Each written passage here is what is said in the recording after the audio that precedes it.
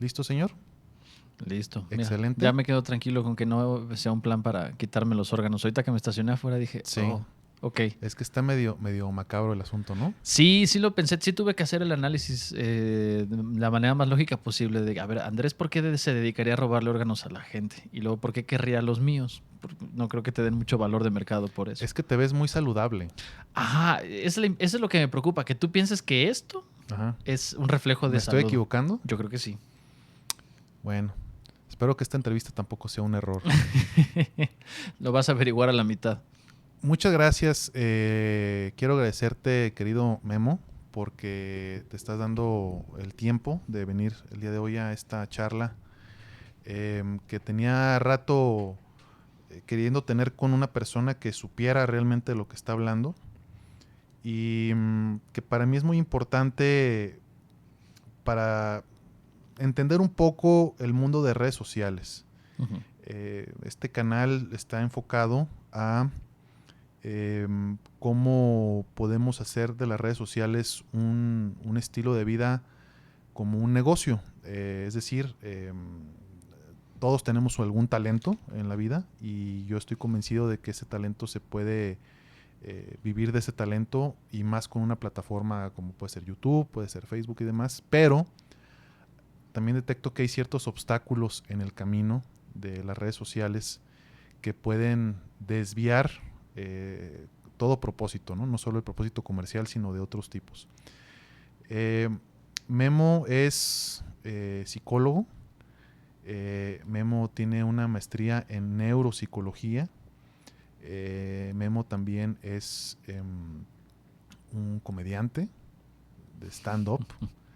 Y yo lo conocí a través de precisamente de amigos en común que estamos ahí en la escena de la comedia. Y te doy muchas gracias, Memo, por venir el día de hoy. Muchas gracias por invitarme, viejo. Estoy contento de poder venir a cotorrear contigo y hablar de estas cosas. Perfecto. Memo, fíjate que no sé qué pienses tú, pero quisiera como hablar sin ataduras del tema del ego. Uh-huh. Yo considero que todos tenemos nuestra dosis de ego, algunos más alta que otras, pero es algo que está ahí y que incluso también veo que no todo en relación al ego es malo. Pero hay una combinación preocupante hoy en día que es lo que estamos tratando de mostrar en redes sociales que quizás no necesariamente sea la realidad que vivimos. Me gustaría, Memo, que me dijeras desde un punto de vista psicológico y en tu experiencia, primeramente antes de pasar al tema de redes, ¿cómo abordas el tema del ego? ¿Qué has descubierto acerca del tema del ego? Y sobre todo, ¿qué cosas negativas y si ves alguna cosa positiva pudiera tener el ego en nuestras vidas? Uy, mira, en términos generales, el ego como categoría podría tener muchos puntos de discusión, ¿no? Porque es una manera de conceptualizar el comportamiento, cierta faceta del comportamiento que tiene un bagaje muy amplio. Pensando específicamente en cómo es que se traduce el comportamiento en redes sociales, tanto para lo agradable como para lo desagradable, más que pensarlo desde una perspectiva del ego, lo pensaría como desde una perspectiva de posicionamiento. Okay. ¿Cómo es que la gente se quiere posicionar en redes sociales? ¿Cuál es la narrativa sobre quiénes son que quieren que se difunda y cuáles la quieren evitar a toda costa? Okay. Me queda claro que el ego es una muy buena palabra para describir un montón de cosas que vemos en redes, ¿no? Hay gente que luego su manera de convivir en alguna red social tiende a ser tenue, tiende a ser mesurada, y otras personas, como por ejemplo David Páramo, que se hace llamar el padre del análisis superior, Ajá. que me fascina ese apodo. Yo pienso que está mejor para luchador que para comentólogo. Ubicas a David Páramo, ¿no? ¿Quién es? David Páramo es el del análisis financiero que está en imagen. ¿Cómo no? Claro, sí, el que está tronadísimo. El padre del análisis superior, que es un sujeto brillante que ha llegado a la conclusión de que lo mejor que puede hacer por su carrera es comportarse como Mr. T, ¿sabes? Okay. Y entonces eso es creo que nos plantea como esta intriga genuina de cómo es que la gente quiere posicionarse en redes y qué de la manera en la que se posiciona nos dice sobre su comportamiento. ¿Puedo hacer una pausa? Claro. Es una charla relajada, entonces, o sea, que no piensen que esto es un tema científico. Y bueno, tú eres un científico, yo no. pero pero ahorita que pusiste este ejemplo de David Páramo, ¿te acuerdas tú del caso del Chiquihuite de TV Azteca? Del Chiquihuite, no me suena. El caso del Chiquihuite era... TV Azteca obtuvo la señal de Canal 40, estamos hablando hace 15 años, una cosa así, 20 años. Obtuvo la señal de Canal 40 y se hizo Azteca 40. Uh-huh. David Páramo ya desde ese tiempo era analista, o sea, ya tiene muchos años haciendo análisis financiero.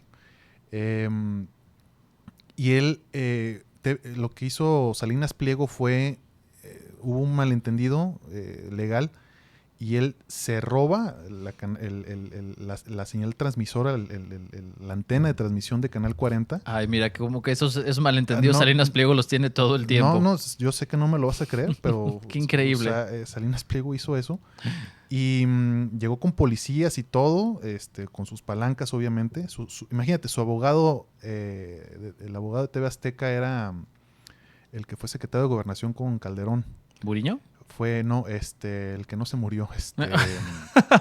Ah, el otro que el no otro, no, ya. No, ese también se murió. Te estoy hablando del tercero, que era Gómez Montt. Ah, ya, claro. Híjole. Sí. Y ¿Cuántos bueno, más, Calderón? El tema es que sucede esta situación y para no hacer el cuento muy largo, porque creo que no tiene nada que ver con lo que estamos hablando el día de hoy, David Páramo, o sea, en algún momento CNI, que era la cadena, recupera o quiere intentar recuperar la transmisión de Canal 40 y David Páramo toma una postura súper agresiva en contra de TV Azteca porque él estaba con Ciro Gómez Leiva, que estaba en todo ese tiempo en Canal 40 y no se vale y nos robaron la antena y todo eso y a los 2-3 meses estaba en TV Azteca. Ahí está, pues es otra vez un asunto medio de pose, ¿no? No había redes sociales, pero creo que es el mejor ejemplo y el mejor referente que pudiste haber sacado. A mí me encanta ese apodo, porque además luego si ves a la gente que critica a David Gómez, a David Páramo. Yo me iba con otro David que también se comporta como el padre del análisis superior, Ajá. pero la gente critica a David Páramo y luego ves los comentarios que yo no sé si es él o su community manager. Yo pienso que él en algún momento tuvo un community manager y lo mató a golpes. Siempre les contesta, ¿dónde estás? Mándame tu ubicación y nos agarramos a trancazos. No, un tiro, donde sea. Sí. Y entonces luego eso se me hace bien interesante. Me queda claro que David Páramo es un sujeto gracioso por sí mismo, pero creo que ese comportamiento es una muy buena representación de cómo es que nosotros nos queremos concebir como nuestro personaje de redes sociales.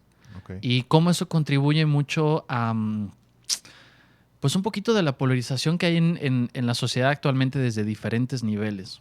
Mucho se habla de la polarización como de una manera muy vaga, ¿no? Todo el mundo es muy sencillo decir, es que todo el mundo está polarizado, nadie se pone de acuerdo, todo el mundo ve en blanco y negro. Pero como que luego creo que ese tipo de comentarios no nos ayudan a entender lo que pasa en las redes sociales. Okay. Y que inclusive en función de la red social es el animal al que uno se enfrenta, ¿no? No es lo mismo la dinámica que se da en Twitter, que en Facebook, que en Instagram, que en OnlyFans, tengo entendido, yo no sé, lo leí en un libro. Okay. Pero aquí hay un fenómeno y hay un concepto que a mí me hizo mucho sentido y que me ayudó a entender qué era lo que pasaba por qué hay tanto pleito en las redes sociales, que se llama fanfarronería moral. No se había escuchado hablar de eso. Ok.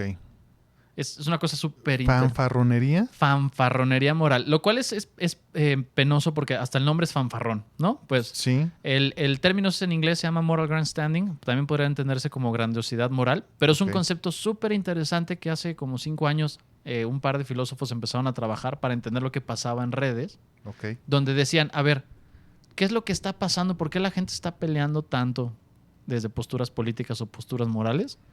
Pareciera que hay gente que siente que gana estatus moral en función del tamaño de su indignación por un tema. Okay. Y entonces, ¿qué es lo que pasa? De repente se está discutiendo algún tema en cierto nivel normal en redes sociales y viene la persona que sin darse cuenta quiere sentirse como moralmente aceptada y alabada por quienes están viendo o quienes estamos viendo en redes sociales y se avienta un tuit dándose golpes de pecho por una cosa como que el hecho de que Paul McCartney sea vegetariano y no vegano, y en función de esa indignación, cree que adquiere estatus. Ok. Entonces, ¿qué significa eso? Que hay mucha gente que tiene concebido que la mejor manera de ser bien percibida en redes sociales es agarrándose a tuitazos y a pleitos y con las hipérboles más intensas, con los insultos más duros, Sí. porque eso les permite sentirse, no solo soy una buena persona, soy mejor persona que todos los demás, Ok. porque me indigno mucho más por las cosas que importan.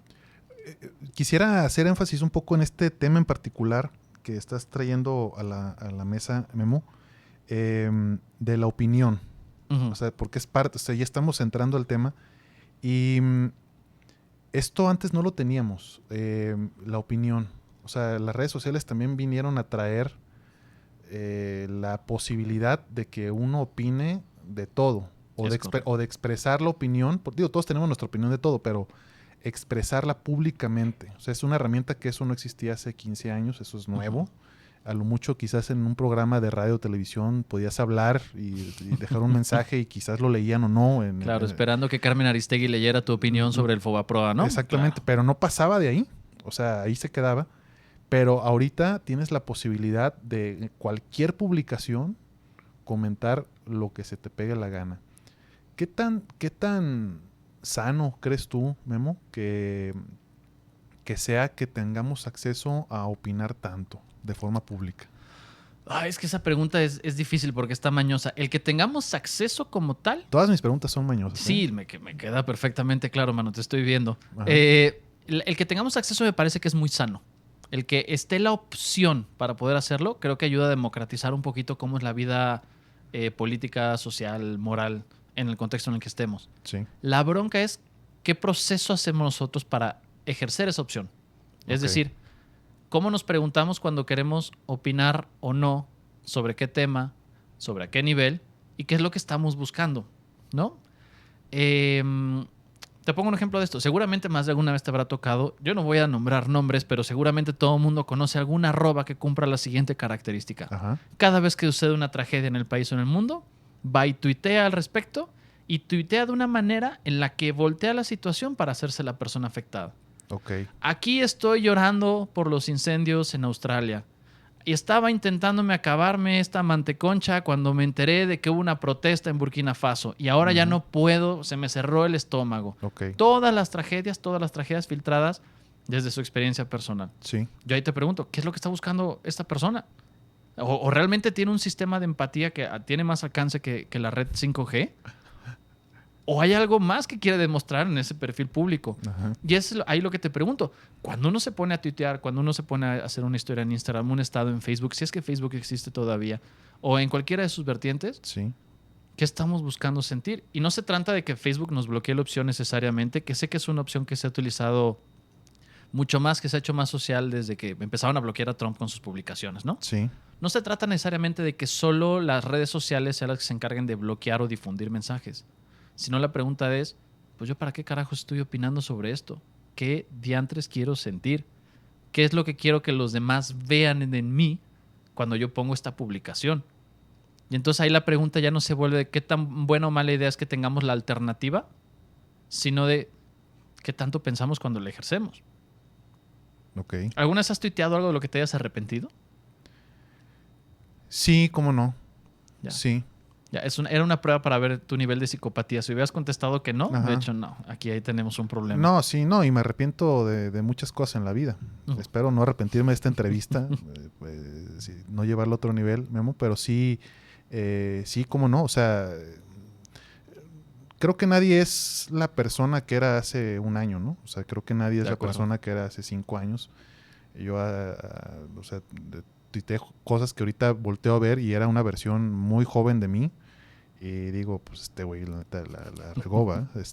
Pero no significa que ese tweet me represente lo que soy el día de hoy. De acuerdo. ¿No? Y muchas veces cuando de repente vemos una publicación, que ya ves que el Facebook tiene recuerda lo que estabas haciendo hace 5 años y como, sí. ¿no? Confrontarte con esa versión que, justo es la versión que fui a matar a terapia, ¿para qué la regresas otra vez, maldito Mark Zuckerberg? Claro. Pero esta sensación de, ¿por qué puse esto? También vale la pena preguntarnos, ¿para qué diantres estaba usando las redes con este motivo? Que al final de cuentas luego regresar al pasado a darse golpes de pecho por eso no es tampoco la cosa más sana del mundo. Pero sí siempre estarnos cuestionando, si yo voy a opinar, si yo voy a ir a meterme a los comentarios de un tuit de David Páramo, para decirle que es un imbécil, que puede ser muy divertido. Sí. ¿Qué es lo que estoy buscando sentir? ¿Para qué diantres estoy dedicándole tiempo y esfuerzo a eso? Y me parece que muchas personas... es una cosa que a mí me tocó vivir y que me ha tocado escuchar en muchas otras personas con las que convivo, que experimentan desgaste de las redes sociales. Ok. Porque muchas veces el desgaste está asociado a el esfuerzo invertido en mantener cierta imagen. Ok. Entonces la pregunta es, ¿qué tan valioso es mantener esa imagen que le puedes destinar la energía que utilizarías para otras cosas? Ahora, yo me imagino que cuando te dicen eso, que genera un desgaste, es porque quizás antes hubo un sobreestímulo. Exacto. De acuerdo a lo que tú has visto y estudiado, Memo, ¿cómo te lo pregunto? ¿Hay algún neurotransmisor que se dispare cuando recibes así cuando diga, así el ejemplo que pusiste, ay, me siento muy mal por esta bomba que explotó en tal lugar? ¿Hay algo que, aunque una persona te dé un like que quizás incluso no conoces, dispare en ti, en tu organismo algo que genere una adicción para seguir haciéndolo, aunque te esté respondiendo gente que incluso tú no conozcas? Mira, esa es una pregunta que también está como en varios niveles, pero Sí. fíjate, nosotros como mamíferos estamos bien susceptibles a la retroalimentación de los demás, porque Sí. somos seres hipersociales. Sí. Y no solo eso, somos muy susceptibles a la retroalimentación positiva de los demás. Sí. ¿Qué es lo que pasa en redes que no pasaba hace 20, 30 años? Podemos acceder a un nivel de retroalimentación casi inmediato y con un alcance superior, mucho más avanzado, al que existía cuando, ¿qué te gusta? Nosotros íbamos en la primaria, Ujú. ¿no? Y entonces ese nivel de gratificación que está asociado a los centros de recompensa que tenemos en el cerebro, se puede volver intoxicante. De repente tener una opinión, hace 20 años, si tú tenías una opinión que se sentía sensata, la retroalimentación que recibías era en una fiesta en la que estabas, en una reunión. Si acaso dabas una conferencia, ¿qué Sí. te gusta? 250 personas. Sí, a lo mucho. Tú dime, ¿qué tan extraño es ver en Twitter, por ejemplo, una frase, una idea con 10,000 likes? Pasa todo el tiempo, ¿no? Sí. 10,000 personas se tomaron un segundo de su día para decirte, esta cosa que estás pensando me gustó un buen. Ok. Y esa es una sensación que es abrumadora. Ahora, así como puede ser muy agradable y muy gratificante recibir esta sensación de esta ola de aprobación, también está el otro lado. Cuando uno metía la pata hacia el ridículo, decía una tontería, ¿quién se enteraba? Tus compañeros del salón de la prepa. Si había sido la burrada de la vida, la generación. Sí. Y ahora, en un fragmento de segundo, te viralizas como una persona que dijo una tontería o que hizo una babosada. Sí. Y entonces la presión que representa sentir un fragmento de una comunidad rechazándote se vuelve mucho mayor. Ok. Entonces, para nosotros que somos tan sensibles a la retroalimentación de los demás, lo positivo intoxica y lo negativo desorganiza. Ok. Acabas de mencionar hace un momento un ejemplo que se me haría muy interesante que pudiéramos profundizar, que es el fenómeno de Donald Trump en redes sociales. Donald Trump llegó a la presidencia gracias a una polarización y gracias a que él encontró precisamente a través de robots y estudios de redes sociales que había un gran nicho en los Estados Unidos que estaban dispuestos a votar por la agenda que él traía, ¿no? Ya sabemos toda la agenda que él traía. Y también vamos a entrar un poco en la polémica aquí. No sé, qué escándalo. Vamos a polemizar. Vamos a polarizarnos, Andrés. Con las 40 personas que nos están estimulando positivamente el día de hoy al ver este video. El otro día tuve una discusión, bueno, la tengo constantemente con varias personas. Deja de molestar a la gente, por favor. Perdóname. Hay gente que nada más quiere ir al banco para hacer su vida cotidiana. Perdóname, pero tú sabes que soy muy parlanchín. Eso me lo tengo claro. Sí, entonces he discutido, he hablado con varias personas acerca de lo que yo pienso que es Donald Trump. Sobre todo porque ya relatamos cómo comenzó su camino hacia la presidencia y sobre todo cómo terminó su camino a la presidencia a través también de redes sociales, que fue llamando a un levantamiento muy velado, porque no fue tal cual, pero lo dejó entrever, de tomemos el Capitolio, tomemos las instituciones, yo gané, me están robando una elección. Y todas las redes sociales, todos los directivos de Twitter, Facebook, Instagram, todos se pusieron de acuerdo y dijeron vamos a bloquear a este tipo. Cosa que se me hace también como de doble moral, porque estas redes también crecieron gracias a él y lo utilizaron él para crecer sus plataformas. El Twitter de la cuenta de Twitter de Donald Trump fue lo que mantuvo abierto a Twitter durante un buen rato. Sí, claro. 4 años más, lo mantuvo con vida. Entonces, pero no es que yo defienda a Donald Trump, Memo, y me gustaría mucho escuchar tu opinión. Lo sabía, maldito republicano. Sí, pero hay gente que yo no estoy de acuerdo en que le hayan quitado su Twitter, ni sus cuentas de redes sociales. Yo defiendo mucho la libertad de expresión, mucho, aunque no esté de acuerdo con lo que diga esa persona.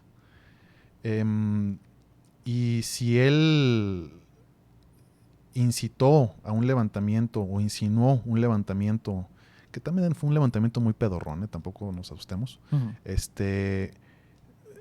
creo que es más culpa que se haya llevado a cabo de la mentalidad del público al que él le apostó que al propio Trump. Pero, y creo que va a ser más controvertido lo que te voy a decir, aunque haya ocurrido alguna tragedia que no ocurrió, yo soy defensor de que no se le debe quitar su libertad de expresión a nadie. Okay. Entonces creo que el haberlo cancelado, como se le llama ahora, habla más bien de una debilidad social que de la propia persona. Y siento que es un tratamiento que no es el indicado a todo esto. O sea, no es que ¿cómo te puedo decir? No es que la persona esté mal, es que las seguidores de esas personas quizás no están tan bien enfocados. Ya, de acuerdo. Pensé que ibas a decir algo mucho más controversial, algo así como de sí ganó la elección, se la robó Biden, algo. Estaba esperando eso. No, bueno, también te voy a decir una cosa. Tú pusiste el tema, ¿eh? Ya, aquí estamos. ¿A qué crees que vine, mano? Yo vine a provocarte. Es que se ha generado una narrativa hollywoodense de que los demócratas son muy buenos y que los republicanos son muy malos. No estoy diciendo que los republicanos sean muy buenos, pero creo que los demócratas son iguales. Y se me hace muy raro, y aquí es donde ya empezamos con las teorías de la conspiración. Eso. Que salió Trump, el primer discurso que da después de haber sido electo, donde hablaba de no haber ganado la elección, unilateralmente las cadenas de televisión cortaron la transmisión. ¿Por qué? ¿Para qué le tenían miedo?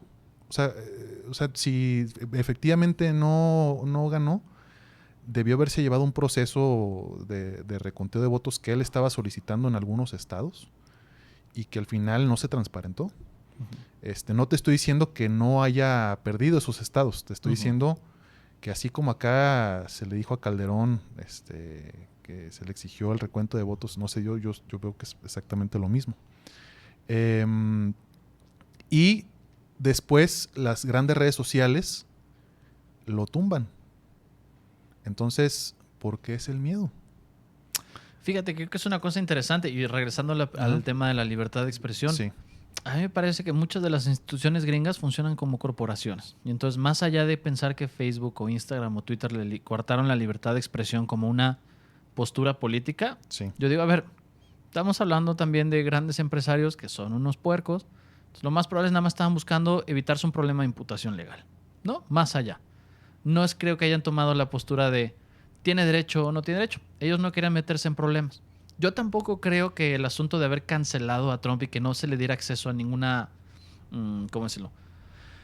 Fuente de difusión, es un esquema inadecuado. De acuerdo que se tiene que hacer un esfuerzo para no promover el discurso de odio, pero me parece que ahí hay un juego semántico interesante.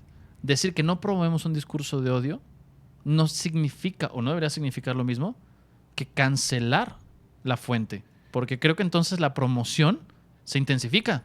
Si tú prohíbes algo, va a haber un montón de gente que entonces a partir de eso va a hacer conclusiones de esto es mucho más válido de lo que el establishment o el status quo me permite ver. Cuando realmente lo que tratamos de hacer, lo que deberíamos intentar hacer para no promover algo es continuamente estarlo cuestionando. No hacer que la gente no se exponga a un discurso de odio, sino encontrar una manera de confrontarla con otra perspectiva que resulte como una especie de inoculación. Para luego de repente esa diseminación de, ¿cómo le dicen? Posverdades, por decirlo de alguna forma.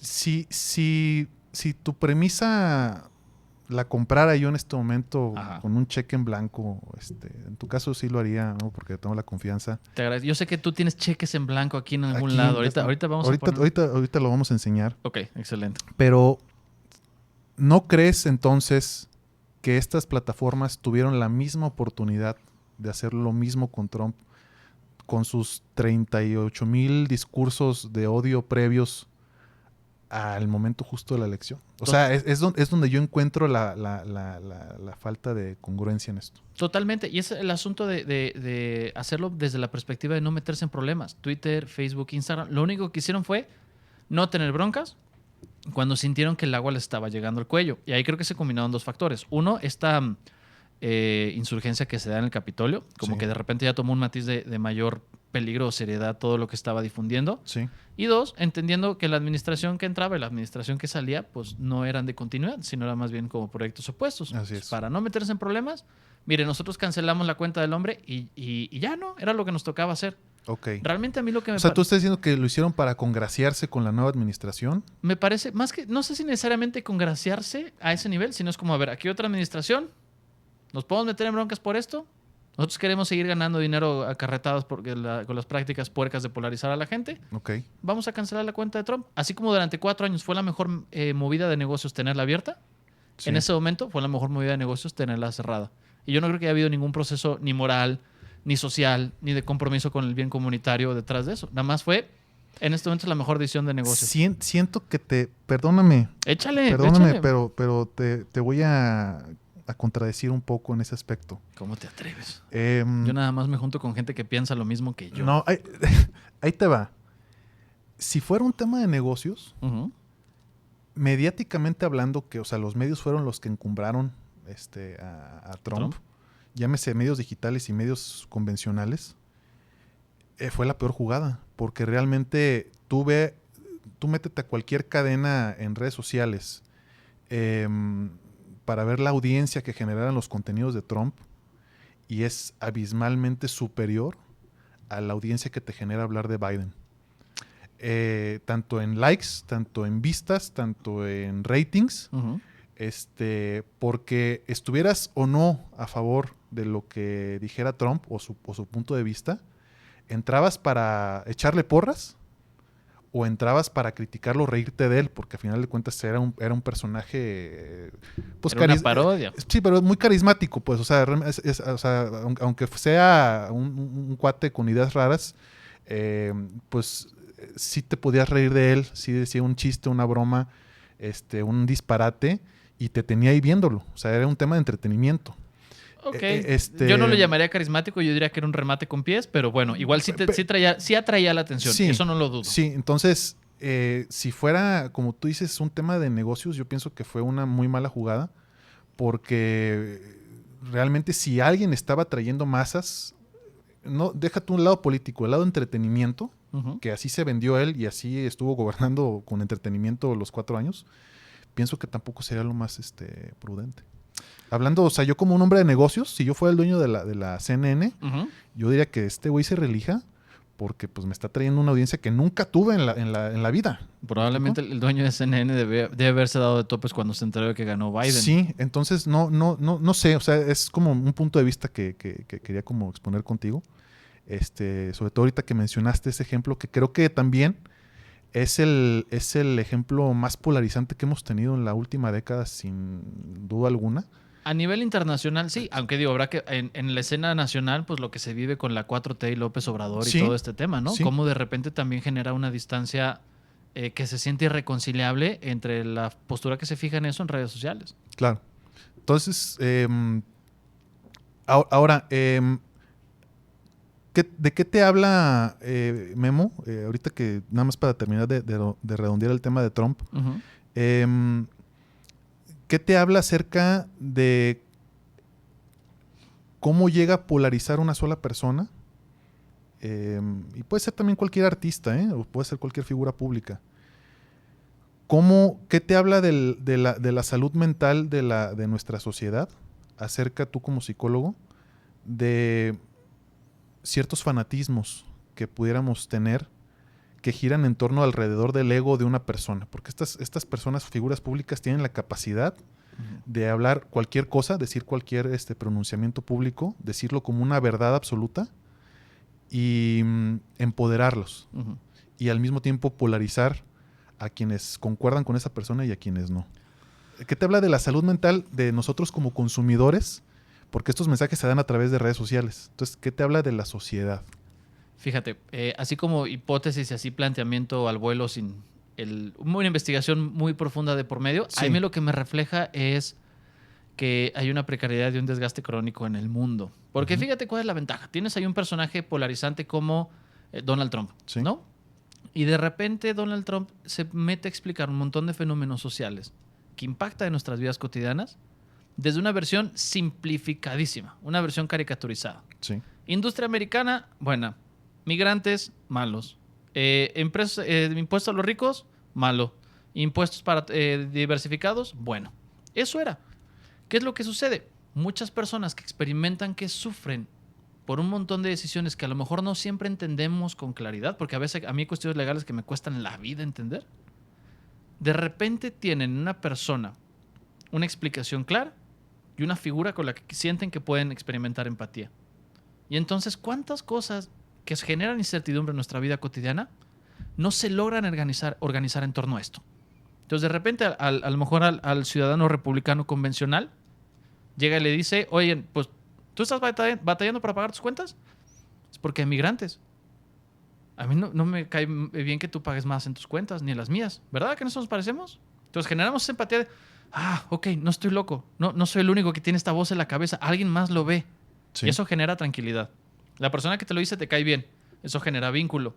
Y además, te da una explicación sencilla. Te ayuda a dirigir todo de repente seguramente alguna vez te ha pasado que hay ciertas cosas que luego pasan en nuestras vidas cotidianas que es hasta difícil entender qué es lo que está sucediendo. Te estás describiendo todos los días de mi vida. Excelente. Yo sabía un poco, sí, ahorita que llegué te escuché llorar en el baño, pero no quería que tomáramos ese tema hasta que hubiera sido la transición. Y solo me escuchaste. Si me hubieras visto, estaba en posición fetal. Ya, tengo la costumbre de no entrar cuando tú estás en el baño, mano. Gracias, Memo. Pero entonces este tema de... pues entonces toda esta incertidumbre que me lastima, alguien ya la puso perfectamente encuadrada en una explicación que yo entiendo. ¿Cuántas otras cosas que me generan caos o malestar no voy a querer organizar a raíz de esos principios? Y es una cosa que pasa con el idealismo extremista. Las personas que suscriben con mayor facilidad a posturas radicales son aquellas que tienden a tener explicaciones caricaturizadas de fenómenos complejos. Ok. Y entonces, qué chido, ¿no? Poder decir, ok, entiendo un montón de cosas de una manera simplificada y todo esto empezó gracias a esta persona. Y como tú tratas de entender un montón de cosas de tu vida desde ese marco, ¿qué pasa cuando te expones a otras personas que piensan igual que tú? Que es ahí donde vienen las famosas cámaras de eco, Sí. que creo que es una de las cosas que más capitalizan las redes sociales. Los algoritmos están diseñados para acercarte a gente que piensa como tú.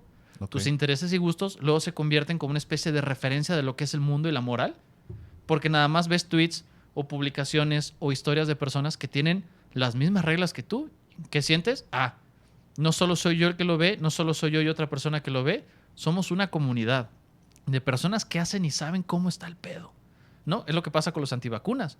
Se sienten muy reforzados porque a pesar de que no entienden la ciencia básica de las vacunas, saben que hay un montón de gente que piensa igual que ellos. Lo mismo pasa en diferentes niveles. Ok. Tienes la cámara de eco, un montón de gente piensa como tú, y cuando por alguna razón en el algoritmo te sale alguien que piensa diferente, ¿qué es lo que ves? A toda tu comunidad dentro de la cámara tirándole hasta que se canse y con los peores niveles de insultos que te puedas imaginar. Ya ni argumentos.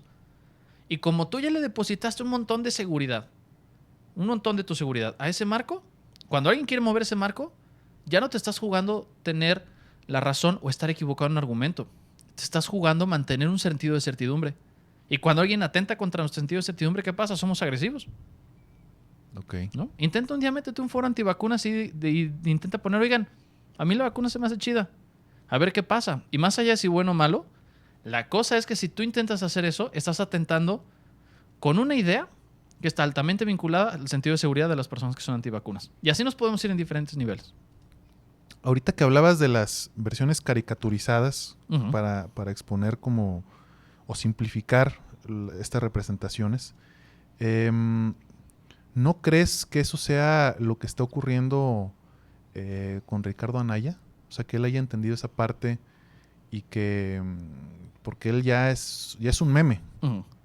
Él era un meme, nada más ya debutó. Bueno, sí, más bien ya se hizo oficial. Pero es una estrategia que está funcionando en ciertos sectores, o sea, porque incluso yo lo veo ya posicionado en memes que no son políticos para nada, pero que alguien se dio cuenta de ese potencial y que lo está utilizando a su favor para, es el güey del meme y se está empezando como a colar en ámbitos donde él antes no tenía alcance. Exacto. Y no solo Anaya, el Bronco, Samuel García, Peña Nieto, López Obrador, Alfaro, todos operan a ciertos niveles como personajes caricaturizados, ¿sabes? Todos son arquetipos de una narrativa. Tú dime, en esta situación social, ¿qué tantas probabilidades tendría un candidato del estilo de Ernesto Zedillo de ganar algo? El vato más apático de la vida. Porque entonces, la manera en la que uno se vincula con los candidatos ahora es a partir de reconocer como 2 o 3 rasgos en particular Okay. que organiza el resto de la experiencia que tienes con esa persona, y eso a lo mejor favorece algún punto de vínculo, ¿no? Cedillo, bueno, ¿te acuerdas de Cedillo? Ese güey era muerto viviente. Sí. No era cero carismático. Es más, yo creo que era una persona que si te pararas junto a él te robaba cualquier carisma que pudieras tener, como Sí, el baloncito sí, de Space Jam. Y fue un presidente circunstancial, ¿no? O sea, porque venía de seguir a un candidato muy carismático como era Colosio, y él sufrió él fue presidente por consecuencia, pero realmente no estaba destinado a eso. Le cayó. Si tú agarraras un perfil como ese ahorita, no logras nada, ¿no? Porque entonces muchas veces las personas lo que buscamos es vincularnos con aquellas, pues con aquellos candidatos y candidatas a quienes queremos entender desde características muy simplificadas.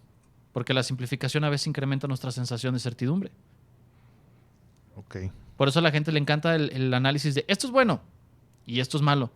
Porque si yo me tengo que poner a pensar en escala de grises, a lo mejor me confundo. Y prefiero tener una postura, aunque sea incompleta, que quedarme yo a medias. Y luego no está tanto la cultura esta de con los tibios ni a la esquina, ¿no? Ujú. Seguramente has leído ese tweet más de alguna vez. Sí. Y creo que el contenido, la noción de tibio que tenemos en redes sociales es aquella persona que no tiene posturas definidas y que pareciera que la pone al servicio de la aprobación de otras personas. Pero también la gente que luego se plantea como extremadamente radical o como extraordinariamente polarizante en redes, sin darse cuenta está haciendo lo mismo que las personas tibias. Están buscando la aprobación de otras personas a través de un mecanismo diferente. Ok. O sea, es otra categoría más. Es correcto. Ok, no lo había pensado así. Está interesante. Es todo un tema. La verdad es que a mí el haber leído sobre fanfarronería moral me abrió mucho la perspectiva de lo que estaba viendo, particularmente en Twitter, porque ya es que es la red social en donde más discusiones a veces aparecen. Claro. Y uno de los planteamientos que hacen estos dos autores es qué tanto tú estás participando en redes sociales para poder empujar el discurso o el análisis de una situación importante en el contexto en el que te desarrollas, o qué tanto participas solo para decir, oigan, aquí estoy, no voy a agregar nada nuevo, pero solo quiero que sepan que soy una persona moralmente aceptable, moralmente agradable, y que en algunos casos soy hasta superior que ustedes, ¿no? Pero es lo único que quería lograr, con permiso.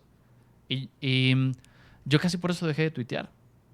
Yo antes, pues ya sabes, me encantaba pegar de periodicazos en el hocico ahí a quien se ponía en el Twitter, particularmente a figuras que tuvieran cargos públicos, por llamarlo de alguna manera. Sí.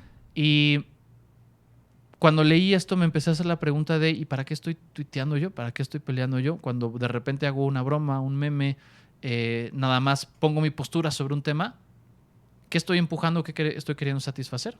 Y entonces de repente caí en la cuenta de que una cosa que me pasaba a mí es, a lo mejor hay algunos tweets que estoy poniendo o algunas publicaciones en Instagram que hago que más que expresar mi punto de vista, resuelven mi ansiedad de decirle a todos los demás que están discutiendo un tema de, oigan, yo estoy parado en este punto, ¿eh? Yo estoy aquí con ustedes, no vayan a pensar como una persona moralmente inmadura, ¿eh? Por favor, no se enojen conmigo. Ok. Que creo que es una cosa que luego mucha gente hace en redes. Es muy interesante ver qué es lo que publica la gente a raíz de que tengo esta comprensión de lo que es la fanfarronería moral. ¿Qué crees? Yo inicié esta plática porque yo veo con preocupación que a través de la generación de contenidos o de ciertos clientes o demás, anteponen su ego, que digo, no creo que sea del todo malo, a realmente el objetivo que se busca, ya sea vender algún producto, algún servicio, dar a conocer alguna idea. ¿Tú crees que eventualmente con este apogeo, porque no tengo otra palabra para describirlo, de las redes sociales, Memo, el ego le vaya a ganar a la persona? O sea, esta necesidad de mostrar una imagen diferente, sea buena o sea mala, a la que realmente es, o estamos a tiempo de rescatar junto con las redes sociales la verdadera esencia de la persona para mostrar lo que verdaderamente es y que la gente acepte lo que verdaderamente es y pueda acceder a comprar su producto, su servicio o simplemente consumir su contenido? Ay, qué pregunta tan complicada, viejo. Creo que este tema de que el ego rebase a la persona, yo lo reformularía como el personaje se coma a la persona. Sí, claro, sí. Y yo creo que hay mucha gente a la que le pasa. Tú que eres un sujeto muy famoso y sofisticado, seguramente te ha tocado codearte con otras personas que se consideran influencers y Sí. puedes reconocer cómo hay gente a la que le cuesta muchísimo trabajo quitarse el disfraz, ¿sabes? Sí. A mí me ha pasado solo con 2 o 3 personas que he conocido en mi vida, porque pues yo no me muevo en las altas esferas que tú conoces. De hecho, te agradezco que me hayas permitido pasar aquí a pesar de mi número bajo de seguidores. No te preocupes, soy misericordioso. Ya, gracias. Agradezco la limosna de retroalimentación social que me vas a dar. Pero entonces, a veces hay personas que se pierden en esa narrativa. Y tú los ves, los conocías antes y los ves después de a lo mejor haber recibido tanta retroalimentación positiva. Y es bien difícil no perderse la lógica de aquello que hago que me genera tantos comentarios positivos, entonces lo tengo que hacer en todos lados, ¿no? Es bien difícil no diferenciarlo. Y yo creo que sí existe un riesgo bien fuerte a que las personas no logremos separar entre aquello que nosotros demostramos en redes sociales con lo que somos en nuestra vida cotidiana. Y no solo eso. Para quienes a lo mejor no son personas que estén buscándose darse a conocer a través de las redes sociales, pero que sí quieran conocer a estas figuras públicas, los productos que dan, los servicios que tienen, a lo mejor la narrativa de la figura pública es mucho más aspiracional que la vida real. Tenemos el caso, por ejemplo, de Mariana Rodríguez, se llama la esposa del Bronco, de Samuel García. Allá ando yo generando un triángulo amoroso. Sí, no. Tal vez la manera en la que ella se representa en redes sociales es algo que le gusta tanto a su audiencia. Parece algo tan agradable, algo a lo que valdría la pena aspirar, que si tal vez ella empezara a tener una comunicación más transparente, la gente perdería interés por ella. O sea, lo que aspira uno es al personaje y no a la persona. Entonces, desde la perspectiva del influencer, en este caso Mariana Rodríguez, sí, dejar que la persona sea transparente podría sentirse como una mala decisión de negocios. Y ahí la pregunta es, para los usuarios, cuando nosotros vemos o seguimos a una persona en alguna red social, ¿qué estamos buscando sentir? ¿Conocer a una persona que de repente representa un ideal inalcanzable de eficiencia? ¿O realmente ver a una persona con subidas y bajadas haciendo cosas que nos gustan? Son cosas bien distintas. Yo a veces sí, yo no digo que no lo sea, no estoy afirmando nada en el en el ejemplo que acabas de dar, pero este ritmo, te digo porque yo la sigo, debe ser un ritmo desgastante, o sea, te ha de consumir mucha energía, es una cantidad de historias que suben al día, ejemplos como los de Mariana, que no sé, ni siquiera las puedo contar, pero son demasiadas al día, o sea, es un nivel de exposición. Yo entiendo que en el caso de ella en particular, está persiguiendo un objetivo. Yo por como la veo, esa mujer ya se propuso ser primera dama de este país y está en camino a lograrlo, ¿no? Claro. Digo, porque ya consiguió ayudar a su esposo a ser gobernador, pero ya se ve que ya va para la que sigue. O sea, trae una mirada muy, muy puesta en eso. Pero si eso no fuera algo normal, consume mucha energía. O sea, yo no me imagino publicando 30, 40 historias al día y veo gente que lo hace y todo el tiempo están felices y todo el tiempo o se muestran felices o todo el tiempo se muestran positivos. Yo no tengo esa capacidad, aunque no publique nada, yo el 80% del día estoy triste, Memo. Pero bueno, ya estoy aquí yo para resolver eso, hermano. Ahorita nos vamos a abrazar y vas a ver cómo vas a sentir un rush de oxitocina Ok. no sabías que te hacía falta. No sabía. Fíjate, ese creo que es un muy buen ejemplo. Si tú, en este caso que pones de Mariana Rodríguez, 30 historias al día, donde tienes que monitorear que lo que estés diciendo represente algo agradable para la audiencia. Verte feliz, verte productiva, verte motivada, etcétera. Uh-huh. Que ya ves inclusive que se tuvo este como mini escándalo de que ella andaba bien seria el día de la toma de protesta ahí o no de la toma de protesta, el día que les dieron ahí como un certificado de que había ganado la elección. Ajá. Que empezaron a difundir la foto de ella ahí medio apachurrada, sentada junto al Samuel. Ajá. Y que tuvo que salir a decirles, oigan, pues yo también me canso, ¿no? Ok. Y que al final es un planteamiento bien sensato, pero es un poco lo que se estimula en redes sociales. Si yo voy a subir 40 historias, en 40 historias me quiero ver que me la estoy pasando increíble. Uno, invierto muchísimo esfuerzo en garantizar que esa representación se ejecute bien. Y dos, por prestarle atención a eso, tal vez paso cada vez menos tiempo en contacto con mi aproximación más genuina o más transparente a hacer las cosas de mi vida cotidiana. Uh-huh. Y la línea se pierde. Pero también la pregunta es voltear a quienes seguimos a estas personas, ¿no? Quienes vemos a un influencer, el que sea, que nos resulte, nos causa admiración, y lo vemos subir 40 historias donde aparece la persona más feliz del mundo, y nosotros no tenemos la capacidad de hacer el alto y decir, esto es actuado, esto es simulado, esto es ejecutado con alevosía. Sí. Sino que pensamos que hay personas en el mundo que así viven. ¿Qué está pasando? Que no tenemos la capacidad de darle contexto a lo que pasa con los influencers. O que a lo mejor sí podemos hacerlo, pero no queremos. ¿Por qué necesitamos creer que hay personas en el mundo que están felices todo el día, que todo el día están de vacaciones y haciendo cosas productivas y que no hay estas personas que tienen éxito que también a veces están sentadas en la sala de su casa consumidas por la amargura? ¿Por qué queremos creer que hay seres mitológicos del estado de ánimo así? Te voy a poner otro ejemplo, Okay. porque ahorita estamos hablando de los que se muestran 100% felices. Uh-huh. Pero hay otro tipo de influencer que literalmente muestra todo. Entonces, de repente lo ves en una historia muy feliz y luego lo ves en otra historia en una fiesta y luego ves otra historia y dicen, amigos, tengo algo que decirles, es muy importante, así escrito, ¿no? Con letra, y la siguiente historia está llorando porque le pasó algo en la fiesta donde antes estaba y se peleó con alguien, y en la siguiente historia está en su cama, o si es una chava con el maquillaje corrido, diciendo que se siente mal, que la pasó de lo peor,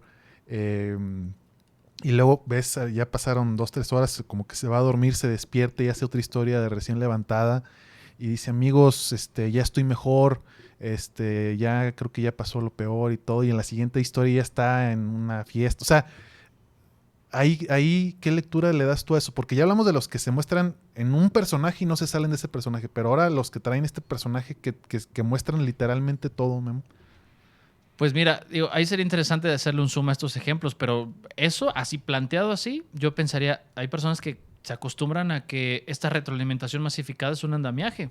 Es decir, tengo un buen de gente que me comenta cosas y a veces me comentan tanto que cuando ya no tengo la opción de tener estos comentarios o esta retroalimentación, pues yo ya no sé qué hacer.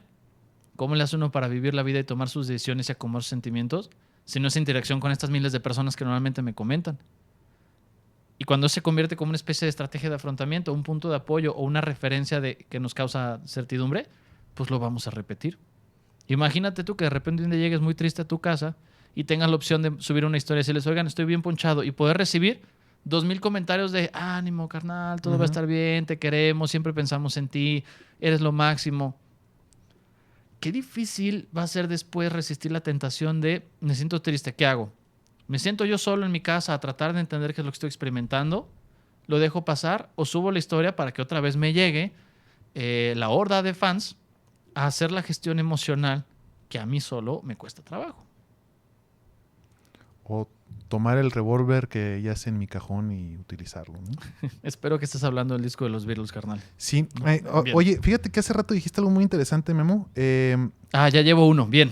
Un comentario interesante. El personaje. Uh-huh. El personaje. Utilizaste, y me encanta el término. Me ha tocado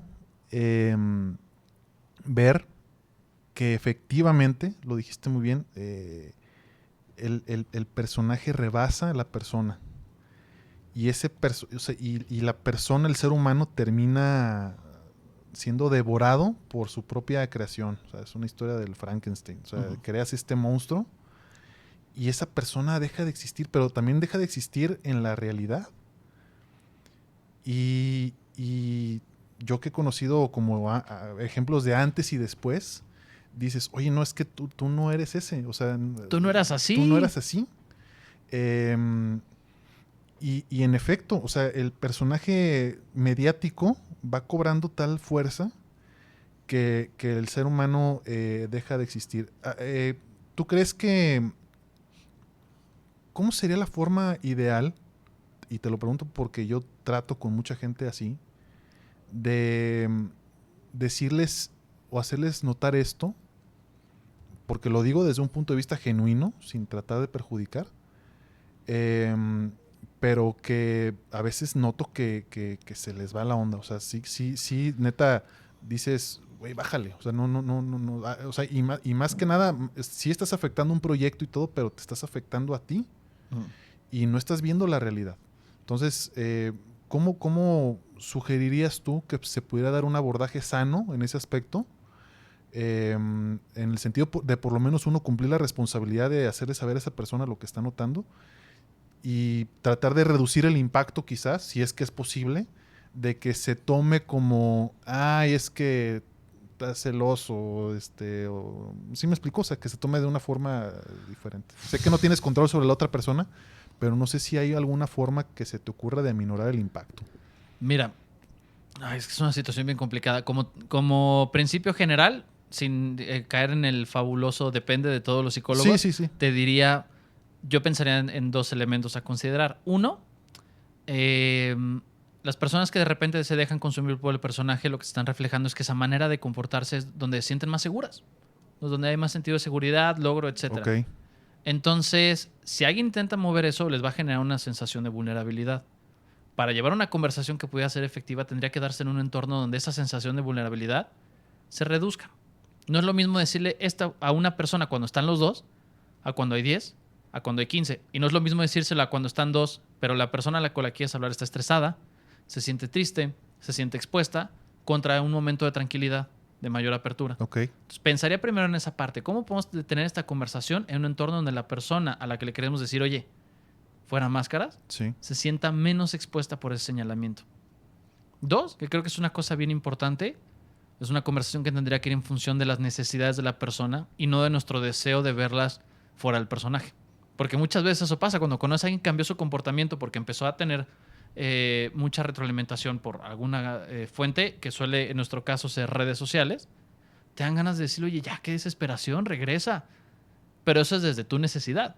De volver a ver a tu amigo o a tu amiga en la modalidad en la que lo conocías antes, o por lo menos sentir que puedes volver a tocar contacto con esa persona. Tocar contacto. A tener contacto con esa persona. Y ahí lo que plantearía es, más bien vamos pensando la conversación desde las necesidades de aquella persona con la que quieres hablar. Cuando le dices lo del personaje, más que plantearlo de a mí me cansa convivir contigo cuando estás en personaje, voltear a decirle, oye, estar siempre en esta postura, ¿qué costo tiene? ¿Te lo has preguntado? Y si es un costo que estás dispuesto a pagar cuando lo ponemos en palabras. Okay. Yo pensaría en esas dos cosas, pero en términos generales quisiera yo quedarme con mi respuesta de depende. Ok. Gracias. Como siempre. Es correcto. Se me hace muy interesante este tema del personaje. Yo a los que estén en redes sociales, influencers, les sugiero. Da tristeza, porque también ves como a figuras públicas que te las llegas a topar en algún lugar público, tal vez fuera de redes sociales, y donde te das cuenta que sí, o sea, es algo que es fuera de toda realidad. Y el seguir ese juego, creo que a veces le perjudica más a esa persona que realmente como decir, oye, pues todos somos iguales, ¿no? O sea, no hay nadie aquí superior a otro.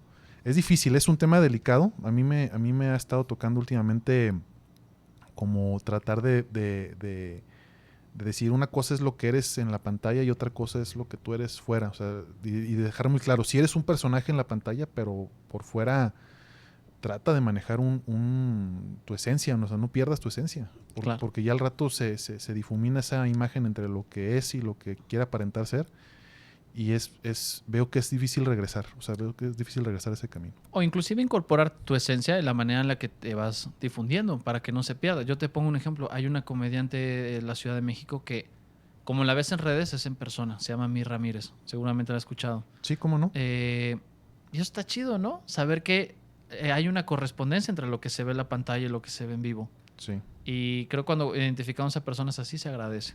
Porque nos ayuda a poner la referencia de, órale, se puede tener los dos. Esta difusión masificada y transparencia en cómo nos comunicamos. Ok. Oye, Memo, hablando de comediantes, se murió Norm Macdonald. Ah, mano, qué tragedia. Esta noticia, al momento de que grabamos este video, ocurrió hace unos 10 días, más o menos.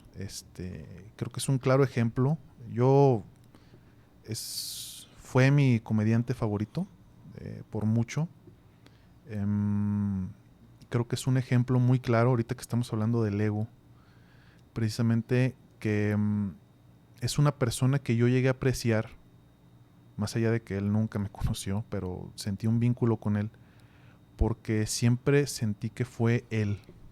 O sea, fue un caso muy aislado de un comediante que respondió a su propia comedia. No respondió nunca, jamás, a los intereses de una cadena televisiva. O sea, le costó el trabajo muchas veces. Al revés, más bien como que parecía que iba en contra de su Iba en contra beneficio. del sistema, iba en contra del sistema. O sea, porque su postura fue siempre, me piden esto, voy a hacer todo lo contrario. Y el haber permanecido fiel a su esencia, su verdadero amor realmente siempre fue el stand-up. Más allá de los foros de televisión y los programas y todo esto, realmente él se mantuvo fiel a los clubes nocturnos, a los centros de comedia y demás. Ojalá la gente que nos vea estudie la figura de Norm. Por ahí tengo su libro. Me da tristeza porque siento que no tuvo las oportunidades que se merecía. Siempre que empezaba un proyecto, había algo que su propia esencia le impedía continuar. O sea, no era un ente cómodo para el sistema. Claro. Y le pasó con películas. Algo siempre pasaba. La película no se soltó en los cines suficientes por algo, por un tema lo corren de Saturday Night Live por su postura contra O.J. Simpson. En Comedy Central, sus 2-3 sitcoms que hizo, o sea, siempre era el mismo factor. Y pero para mí era admirable, o sea, para mí era un héroe porque nunca dejó de ser él. O sea, nunca dijo, bueno, ya vi que no me funcionó estar golpeando el sistema, voy a ya portarme bien. Y creo que se fue con mucha dignidad. O sea, en el aspecto de hizo lo que se le pegó la gana. Jugó contra el sistema y le ganó.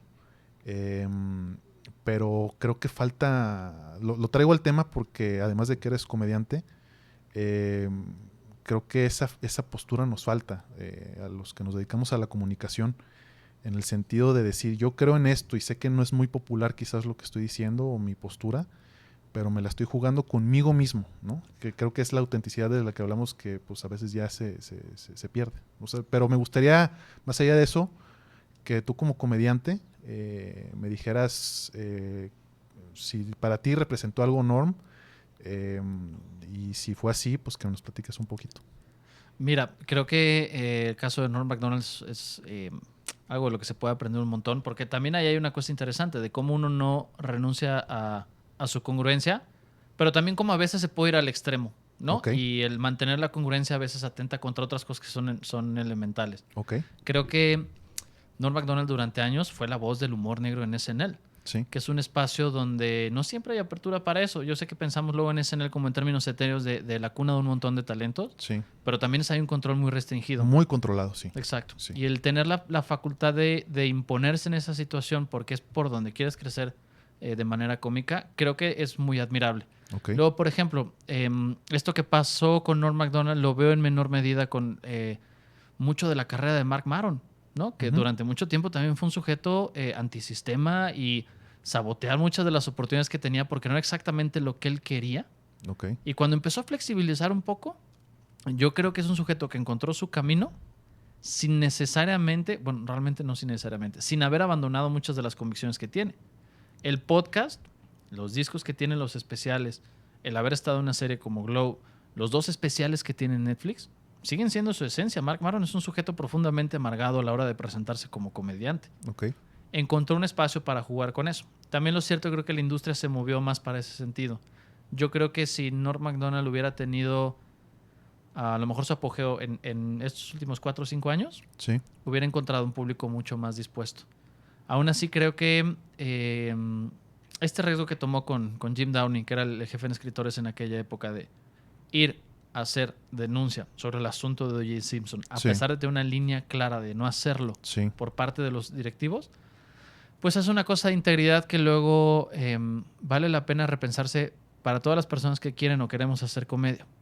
Porque si lo único que queremos hacer a la hora de provocar risas es eso, generar risas, cualquier vehículo es bueno. Pero también cualquier otra persona podría hacerlo mejor que nosotros. Si nosotros no tenemos claro qué es lo que queremos provocar Ok. y por qué se relaciona con nuestro sentido de congruencia, pues podremos ser nada más uno más del montón. Y a final de cuentas creo que es un ejemplo de Norm Macdonald. Él quiere hacer reír de cierta manera y sobre ciertas cosas. Sí. Y es lo que lo hacía tan especial. Pienso también que, añadiendo un poco a lo que estás diciendo, creo que me pesa más a mí como fan y ahora que veo muchos comediantes que están recordando su trabajo, nos pesa más a los fans que lo que le pesó a él. O sea, no percibo en él, nunca percibí en él una amargura de que su carrera en medios no floreciera como sus fans deseábamos que floreciera, porque al final de cuentas él hacía lo que amaba, que era el stand-up en los clubes nocturnos, desde un pueblito hasta un teatro grande. O sea, realmente creo que lo demás para él fue ganar. Él decía que su máximo en la vida era aparecer con Letterman y ya, o sea, era como que su Era el máximo, sueño. y ya lo logró, y como que lo demás fue ganancia. Más bien ahí a los fans como que decíamos, híjole, es que cómo no hizo más películas, cómo no hizo más shows, cómo no hizo, incluso Letterman lo propuso a él para Suplirlo. no, más bien que supliera el que seguía, horario, el que sí. seguía de él, El Late Show. que, Late Show. que tenía Ferguson. Ah, ¿Sí? de veras, sí, Sí. o sea, es cierto. Letterman dijo, no, que Norm siga después de mí, Ujú. porque Letterman y Conan eran los mayores fans de Norm. Fueron los que más entrevistas le dieron y lo entendían como comediante, y lo llevaban casi como capricho, porque a veces él ni tenía un proyecto, porque pues esos programas son para promover Difundir. cosas, ¿no? Son temas de marketing, pero ellos lo querían llevar por ellos, porque querían disfrutar él de invitado, porque era el mejor invitado que había en un programa de televisión.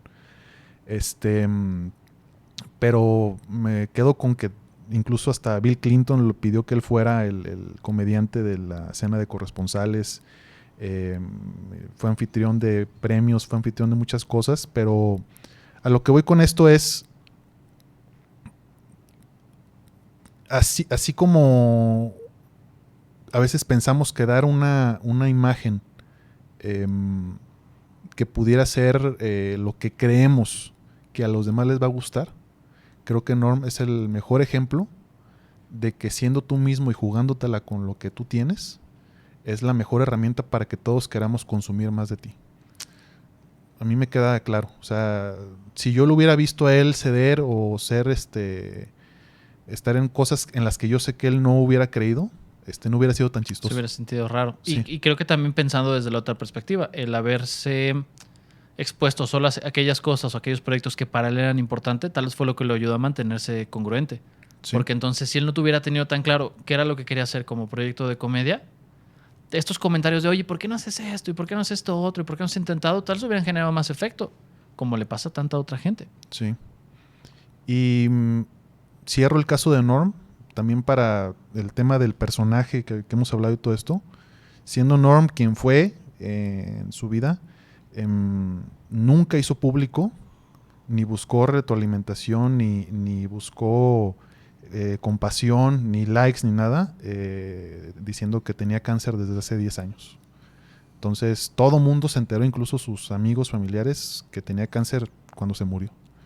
Y yo que fui fan de él de Hueso Colorado, nunca supe. O sea, si yo no lo sabía, no lo sabía nadie, porque yo todos los días veía su Twitter, aunque no publicara nada, sus videos, todo. Y fue un shock. Me da tristeza, fíjate, veo que... Yo me enteré precisamente porque estaba viendo Instagram y vi que Saturday Night Live publicó una foto de él. Yo siempre ponía en los comentarios, siempre que publicaban invitados, ya es que publican ellos sus invitados, yo le ponía, inviten a Norm y todo eso, a Conan también. Yo sé que no me veían y yo sé que nunca... Pero tú sentías a gusto ese chiste. Si te divertiste, estábamos del otro lado. Sí, pero yo decía, inviten a Norm y lo arrobaba y todo, y en Twitter también. A Conan le puse, ya es que Conan se despidió también. Sí. Le decía, le ponía tweets, Conan invita a Norm y arrobaba a Norm. Y yo me enteré de que se murió porque en Instagram vi la foto de Norm y me emocioné porque dije, no manches, lo van a invitar porque no tenía un ratote de no invitarlo. Y ya me lo vi, empecé a ver lo que decía y era que anunciaban que había muerto. Entonces se me hizo muy pobre, la neta, para lo que fue Norm. No solo para Saturday Night Live, sino para la comedia. Como que hay una publicación, una fotillo ahí, descansa en paz, o sea, pero eso ya estoy hablando desde el resentimiento. Que me parece un muy buen lugar para hablar. También habrá que ver cuando se dé la nueva temporada, a ver si hacen algún homenaje en particular. Podría ser, pero pues bueno, ya sabes que la gente que no siempre juega con las reglas de la industria a veces es castigado. Pero fíjate, conociéndolo a él por la autenticidad que él siempre transmitió, sé que estoy más indignado yo que lo que estaría él. ¿Me explico? Probablemente. Pero es el nivel de fan que yo alcancé a hacer por descubrir una persona que de entrada pues siempre me hizo reír mucho, pero de descubrir una persona auténtica. Entonces, en resumen, lo que quiero decir con todo esto es que... ¿Por qué te fuiste, Norm? ¿Por qué te fuiste, Norm? Regresa. No, lo que quiero decir es... hay que ser auténticos. Hay que jugársela con uno mismo.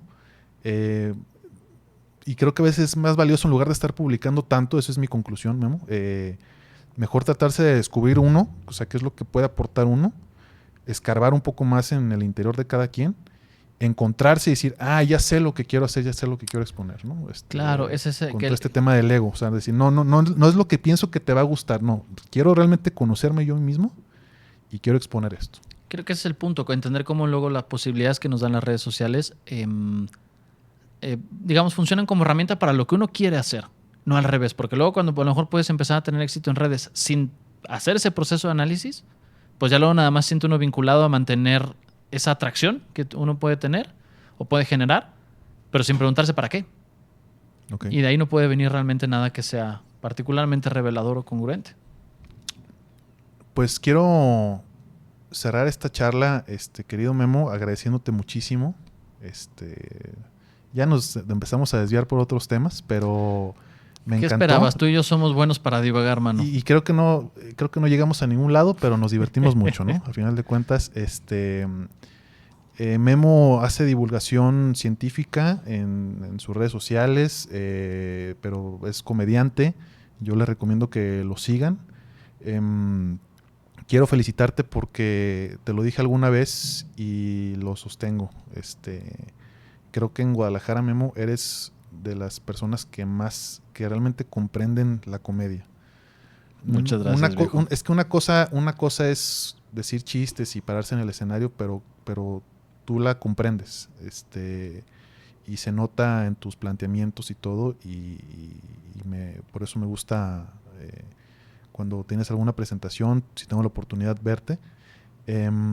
Muchas gracias. Y lo mismo que te dije la otra vez, hace mucho tiempo, ojalá le sigas más, o sea, le pegas más por ahí. A veces hay que tomar como ciertos pasos que hacen falta para decir, ya, o sea, soltarle. ¿no? Soltarle y Pero tu forma de razonar la comedia se me hace de lo mejor que hay en Guadalajara. Y sin duda alguna, pues te lo quería reiterar. Ahora te lo dije en forma privada aquella vez, pero ahora te lo digo de forma pública. 2 años y 8 meses después, yo pensando en esa conversación que tuvimos tú y yo, y ahora la gente va a creer que sí pasó, ¿no? Sí, ahora sí, ya. Ya hay evidencia. Por fin. Muchas gracias. Espero pronto andarle pisando un poquito más al acelerador con eso. Ya entre otras cosas, más la pandemia, pues ha sido complicado. Pero te agradezco mucho, carnal. No, al contrario. Y ahorita estás haciendo algo en YouTube o en Spotify. En este momento no. Estaba yo en un podcast que es el de Sin Comentarios. Sí, pero me habías dicho que ya no estás, ¿verdad? Me salí en enero. Ya no estoy ahí. Y pues por lo pronto ahorita nada más publicando estupideces en las redes sociales que tengo. Ok. Pero ahí de repente cuando hay shows o pláticas o conferencias, pues ahí les publico. Perfecto. Bueno, pues buscan a Memo Vega en Instagram, en Twitter. Y pues díganle, eres un fanfarrón moral. Eres moralmente fanfarrón. Eres moralmente fanfarrón como David Páramo. Me encanta ¿Que te digan eso? Sí, a ver, que me pongan la misma categoría que David Páramo. Ya con eso tienes, ¿no? Ya con eso le hicimos. La satisfacción que me provoca es como para ponerlo en el currículum. Perfecto. Bueno, entonces vamos a irnos, aquí lo que hicimos es, nos vamos a Negros. Muy bien. Y de nueva cuenta, Memo, te agradezco mucho. Muchas gracias, viejo.